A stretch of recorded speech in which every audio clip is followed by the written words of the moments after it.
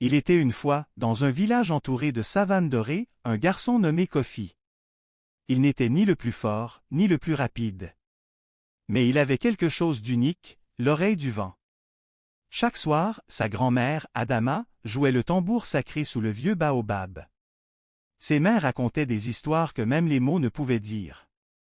Mais un soir, le tambour se tut. Et avec lui, les histoires s'éteignirent. Kofi sentit un vide. Il frappa à la porte de sa grand-mère. Silence. Il s'assit. Il attendit. Et une voix rauque sortit de l'ombre.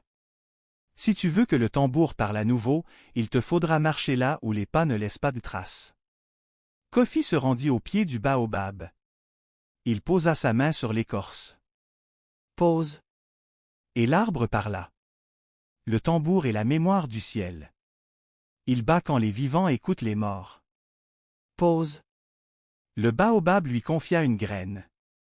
Plante-la là où le silence est plus fort que le cri. Kofi partit.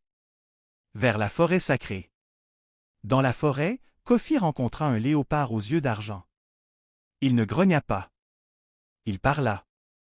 Pour passer, tu dois offrir un souvenir que tu n'as jamais raconté. Pause. Kofi raconta le jour où il avait vu son père pleurer en secret. Le léopard hocha la tête. Le chemin s'ouvrit. Le vent avait une voix. Des esprits invisibles tournoyaient autour de lui. Ils posèrent 3 questions. Qu'est-ce qu'un tambour sans main? Qu'est-ce qu'un conte sans oreille? Qu'est-ce qu'un enfant sans rêve? Pause. Kofi répondit. Un tambour sans main est un cœur qui attend. Un conte sans oreille est une étoile éteinte. Un enfant sans rêve est une graine sans pluie. Les esprits dansèrent. Le chemin s'ouvrit. Kofi arriva dans une clairière. Un feu bleu brûlait.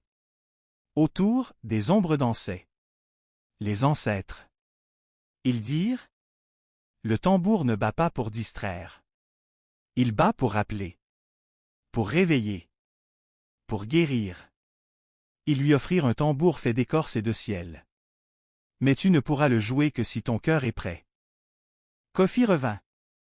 Le village était silencieux. Les enfants ne jouaient plus. Les anciens regardaient le sol.